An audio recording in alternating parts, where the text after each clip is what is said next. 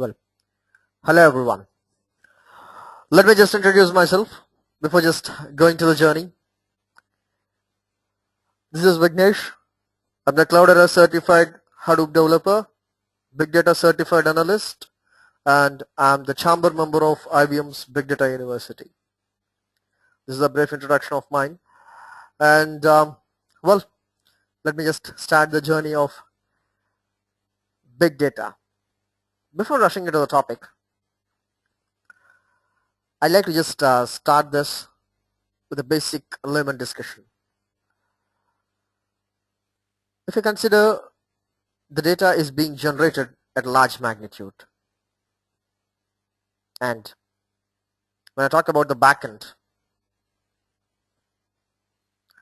the data warehouse, the ETL processings, and the large databases to store the huge magnitudes of data like Teradata and Netezza, and purchasing the storage from SAN, all these things are making your data storage and data processing as too expensive. And we need an alternative. Of course, this is not so simple as we talked about, because we can't change all your infra overnight. So in order to change this, there should be several drawbacks in the existing storage and processing methodologies, because just because of a simple word like Hadoop, we can't change your infra. So there must be several drawbacks in the existing data storage and data processing methodologies. And let me just share what are all the drawbacks.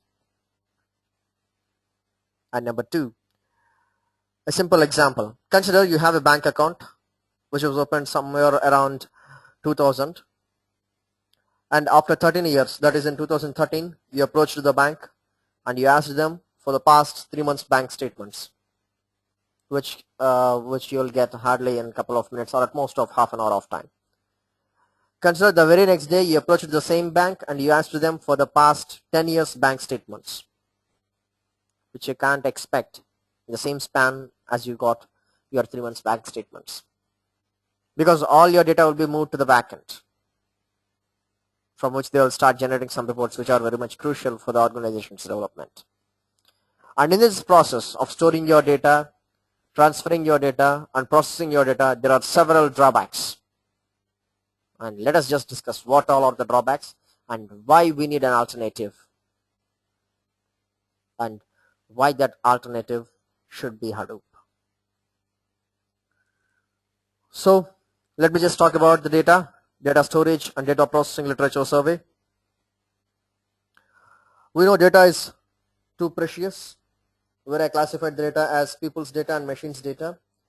When I talk about people's data, we the people usually generate some data from the social networking sites, e-commerce, online shopping, online reservations, banking, and all the stuff. We usually generate some data, and we the people usually upload images, likes, comments, shares, tags, applications, ads, tweets, whatnot, everything, and all the stuff will generate some data.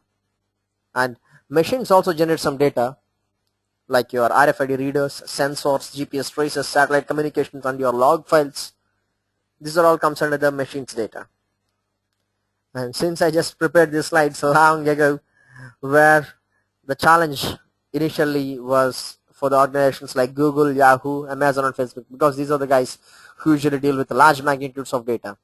But now, this is the problem to almost 90% of the organizations. They are just suffering from large magnitudes of data. They don't know how to handle that. Not only simply magnitude, there are several other factors with your data also. And at last, I just passed a bold statement stating that existing methodologies were becoming inadequate to process such large data sets. Let me just share why exactly I shared it and why exactly I passed that statement. So let me just start the journey with the data storage perspective. Well, when I talk about the data storage, the first and foremost word that will strike away your mind is nothing but RDBMS, which has been ruling the industry from the past 2 decades. But your RDBMS has several drawbacks. Some of them are like, there is a storage saturation limit. Your RDBMS cannot hold and perform well with large magnitudes of data.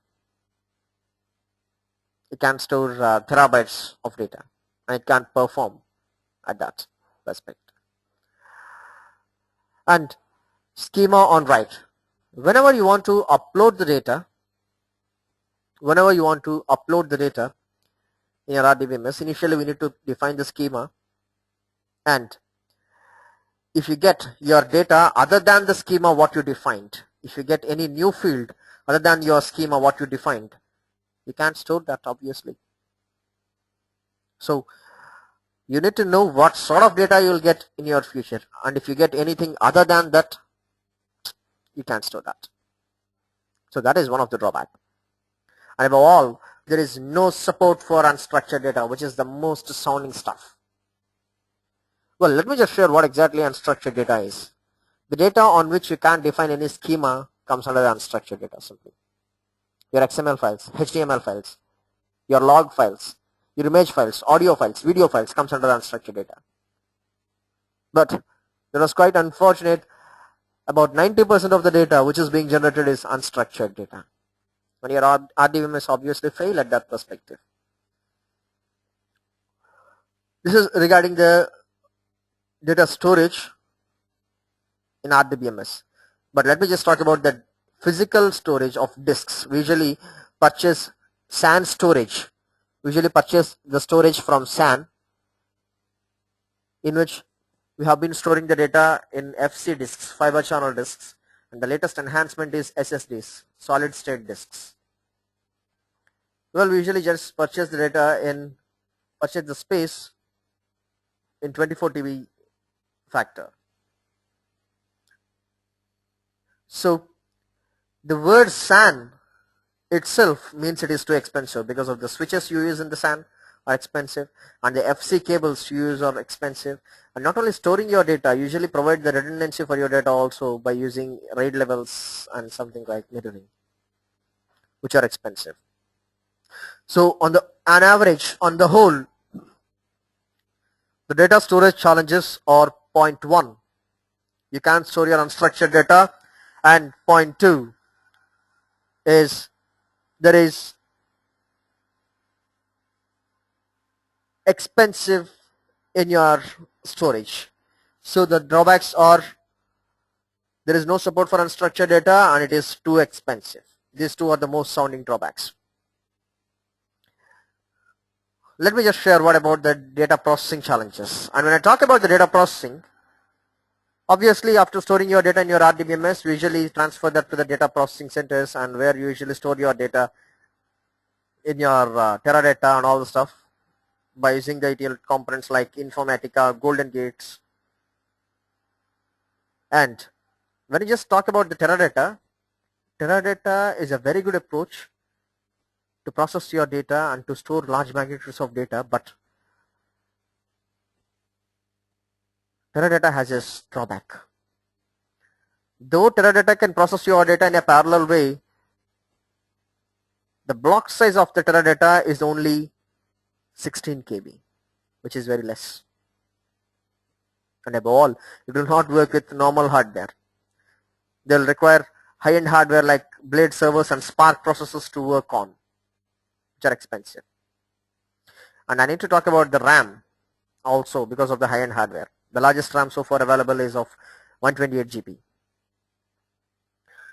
In the data storage, we already discussed that the drawbacks are no support for unstructured data and it is expensive. And the same expensive come into the picture in your data processing perspective also, because of the high-end hardware we have been using. It is becoming too expensive. So far in the data storage and data processing, we have two drawbacks: no support for unstructured data and it is expensive. And let me just talk about the network constraints, because the word network itself indicates that there are several drawbacks.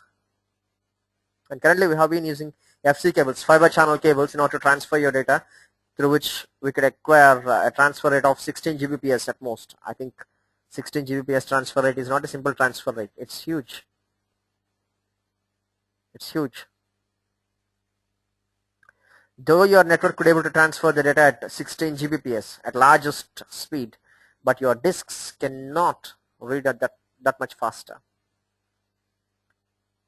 And at this perspective, I need to talk about a simple word called as disk seek time. Though your network could able to transfer your data at this rate, 16 Gbps, your disk speeds are hardly at 250 to 500 Mbps. So obviously they lead to a bottleneck problem. And we usually use any Unix flavors or Linux flavors in order to store your data. And let us just consider I used Unix to store your data at the storage perspective. When I installed Unix, I'll have Unix file system on the disk, in which the block size is of 8 KB. Consider I stored a data of 64 MB. I stored a data of 64 MB in your Unix file system, which will internally consume 8,000 blocks. When in order to retrieve that same 64 MB of data, my disk head need to be moved 8,000 times from one block to another block. And the time taken by the disk head to move from one block to another block in order to retrieve the data back is nothing but what we call as disk seek time.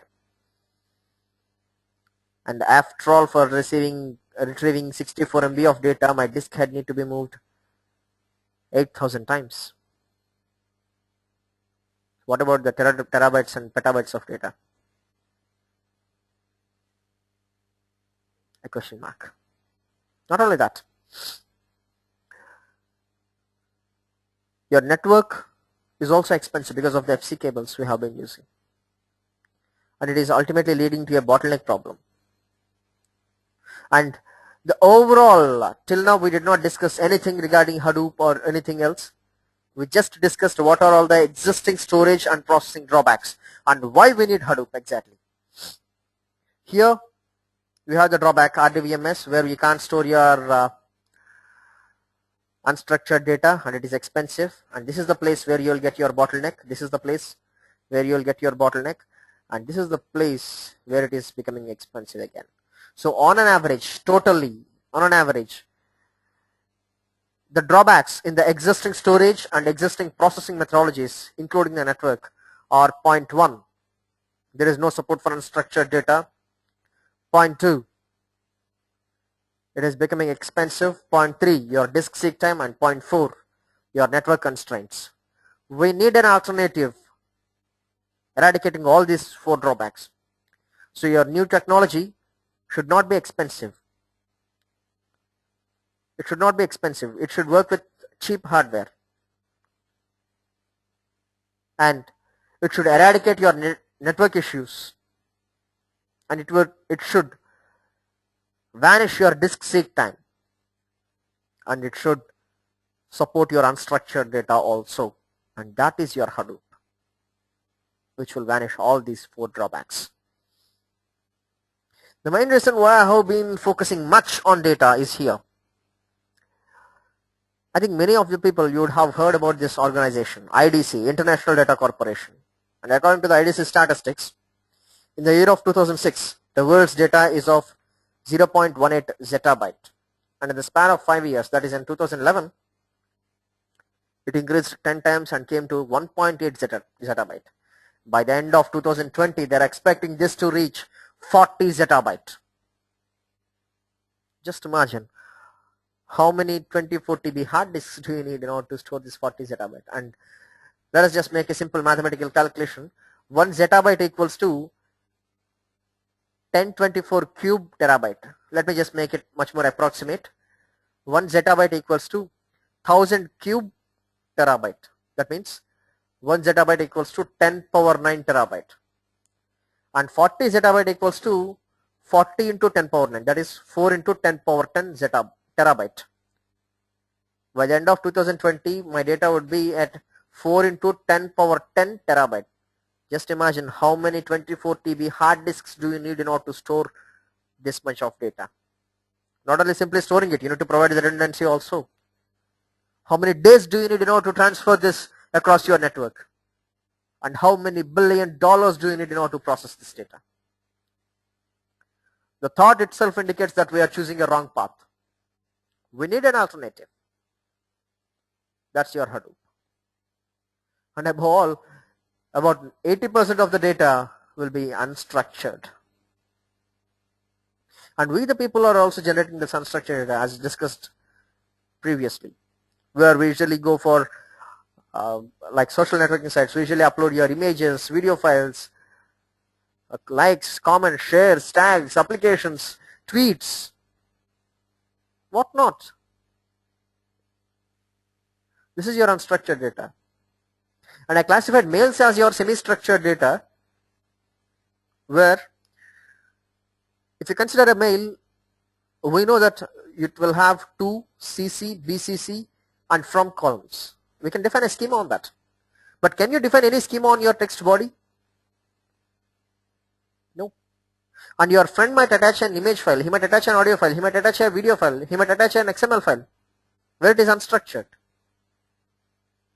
But we can define schema on the high-end level, like your to, CC, BCC and from columns.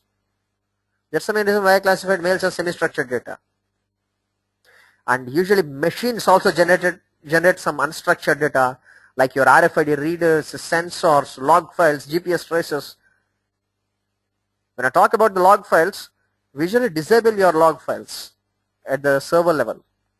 Access log files, we usually disable it for the performance issue. But if you have the technology to deal with these log files, you can generate money out of this dump. And that is the place where about 90% of the e-commerce is looking for. Yeah, 90% of the e-commerce is completely focusing on processing their log files, and they are just generating money out of that dump.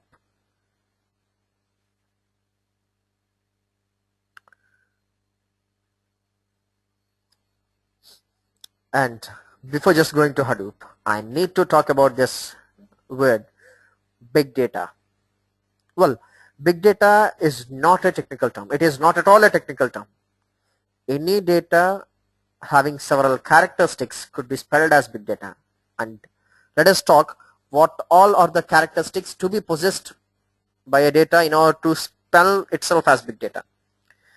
It is volume, velocity and variety. Volume indicates the magnitude of your data, whether your data is at the range of terabytes, petabytes, exabytes or even at the range of zettabytes.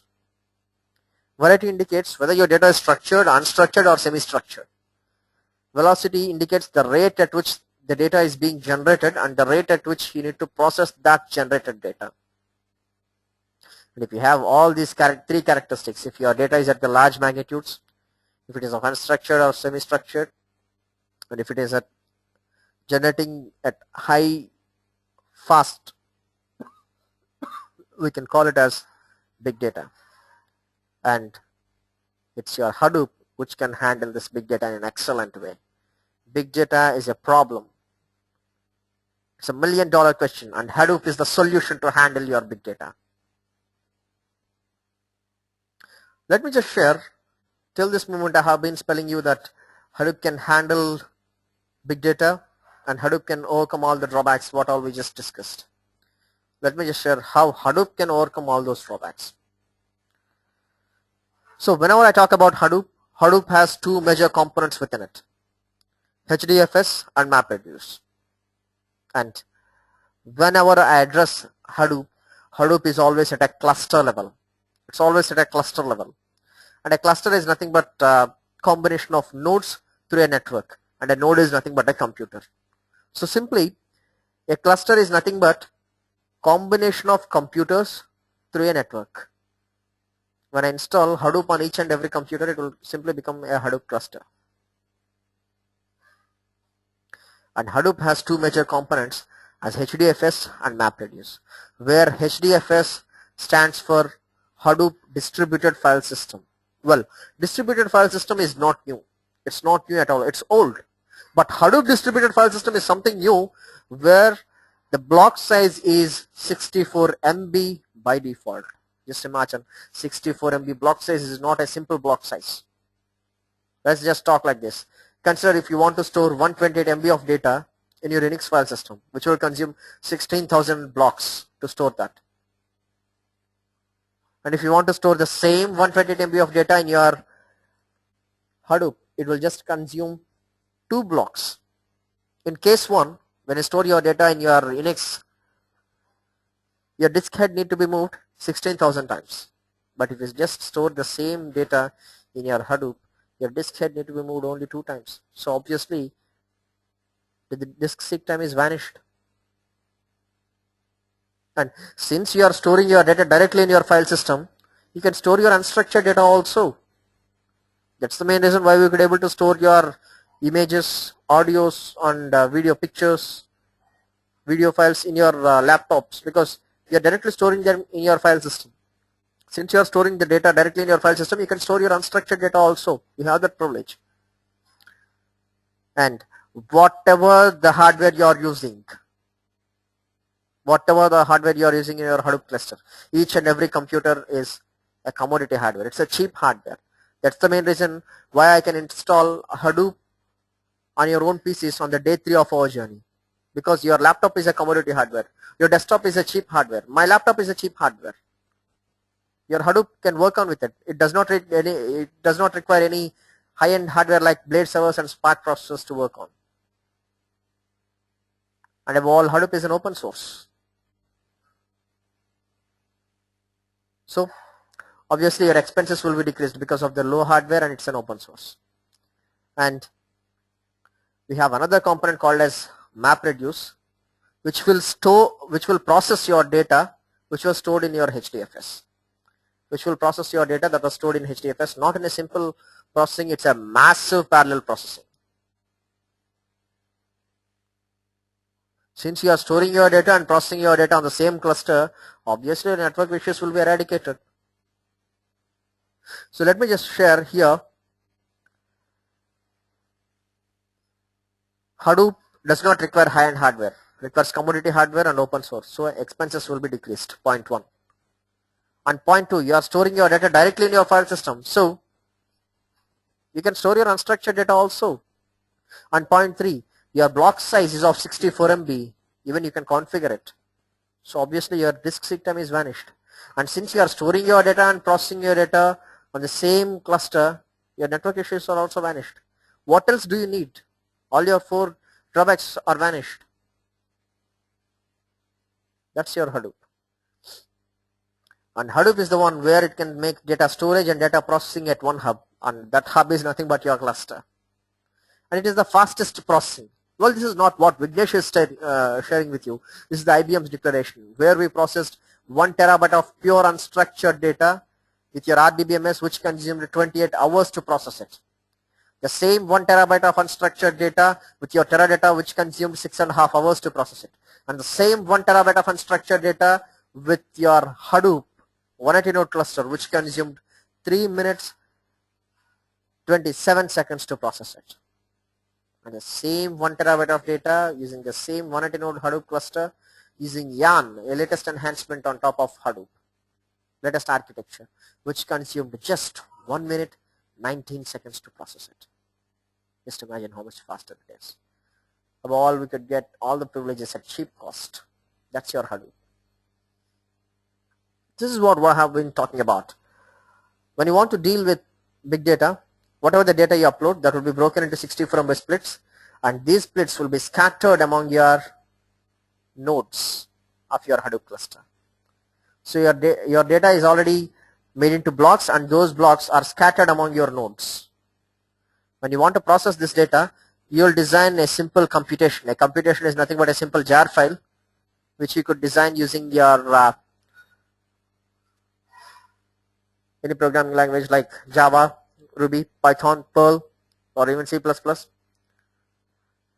You'll prepare a jar file, and it's your jar file which will travel towards your data. Since this is a node where your data is stored on the hard disks, and you'll have some resources, RAM and processors, and using these resources, you have already data in this. So using the computation what you triggered, using the computation and using your resources, this will process the data what all present in this node, and this is in this node, and this will do in this node. So on an average, it's a parallel processing, and on each and every node, this data will be still more processed in a parallel way. That is the main reason why I call it as massive parallel processing. On a high-end view, it is processing your data in a parallel way. But on each and every node, it will still more process your data in a parallel way. That's the main reason why we call it as massive parallel processing. And I'll delve much more deeper regarding this in the later sessions. Well, this is the Hadoop core concept, where it is easier to move your computation rather than moving the data. And that's what we have been doing here.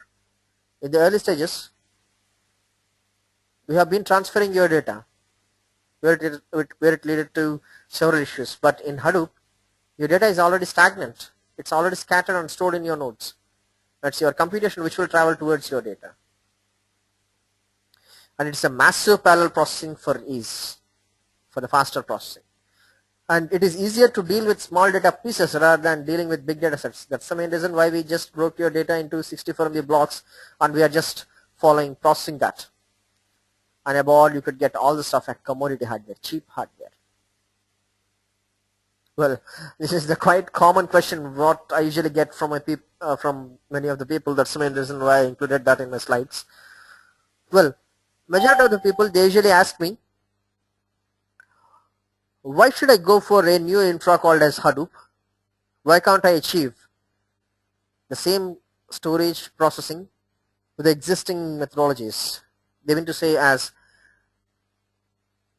they would like to purchase several disks, and on each and every disk they would like to just store the data in your RDBMS, and they would like to process all those disks parallelly. Well, they can do that, no problem. It's a very good thought. But what about the disk seek time? What about the data time? Since you are storing your data in your RDBMS, can you store your unstructured data? No. What about the replication? What about the redundancy? To provide the redundancy, obviously it will become expensive. So owing to this, we need an alternative. That's your Hadoop again. Well, I think majority of the people would have heard these words. When you heard about Hadoop, you would have heard this like Hive, Pig, Scoop, and all the stuff, where we call them as Hadoop ecosystem components, where we have almost 18 ecosystem components.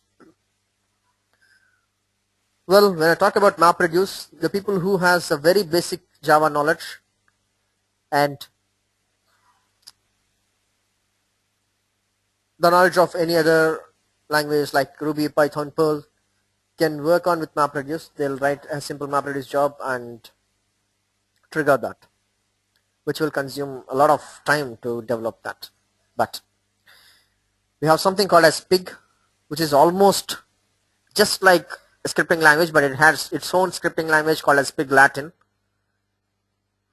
Whatever the script you write, that will be internally converted into a MapReduce job. And no need to worry regarding this because I'm not from any scripting background, but I have been working on Pig comfortably from the past 8 months. But I'm not from any scripting background. It's the easiest one. And we have something called as Hive. The people who have very basic leverage knowledge of SQL, yes, they can work on with Hive. And whatever the query you write, that will be internally converted into a MapReduce job. And currently, your data is being stored in RDBMS like DB2, Oracle, MySQL, SQL Server, and all the stuff. If you want to import that data to your HDFS, we have an ETL tool called as Scoop, which will import the data from your RDBMS to your HDFS. And HBase is one of the NoSQL database, the most crazy word, NoSQL. Well, when I talk about NoSQL, it indicates not only SQL, where it can store your unstructured data also. You don't have anything like primary key, foreign key, and you don't have anything called as normalization. It's not a row-oriented architecture, it's a column-oriented architecture. And we have almost 150 NoSQL databases, out of which the famous are HBase, Cassandra, MongoDB, Neo4j, Couchbase DB. These are all some of the most famous stuff. And Avro is an ecosystem component to deal with serialized files. And Zookeeper will coordinate all the ecosystem components. And each and every ecosystem component, what I have addressed here, are open source. And your Hadoop itself is an open source. But Can any organization dare to work with open source, that too with new technology, because you can't get any technical support? If you want to build your cluster using Apache, yes, we can build it. You need to download it, install it, configure it, and in the meanwhile, if you just have any issue, no support. In a similar way, if you just work on with any of the ecosystem components, download them, install them, configure them. In the meanwhile, if you have any issue, no support. In the maintenance perspective, if you have an issue, no support. And owing to this, and since this is an open source, you can't expect well-built GUI also for this. And owing to these drawbacks, there are several organizations came forth like Cloudera, Hot&Works, Greenplum, Begin Sites, Amazon, Microsoft, Oracle, Teradata, Intel, HP. They came forth and they just released their own Hadoop distributions. And all these distributions, Cloudera, Hot&Works, and all the stuff, they'll just give you an excellent customer support. They'll give you a very good GUI, and they'll offer you all the ecosystem components as a package. That's your Hadoop distributions, out of which we have almost 12 Hadoop distributions. These are some of the organizations who have been following Hadoop, where when I talk about Apple, I think you all know that per minute 40,000 Apple apps are being downloaded all across the world. And when I talk about Facebook, for every 6 users there is a one Facebook user in the world. But they are just generating huge magnitudes of data, and 2 terabyte of data being generated at New York Stock Exchange market every day. These are all some of the people who are following Hadoop. By the end of 2015, we are expecting about 90% of the organizations should follow Hadoop in order to survive in the industry with the large magnitudes of data. So this is a brief introduction of Hadoop, and if you have any queries, you can fire me with your queries.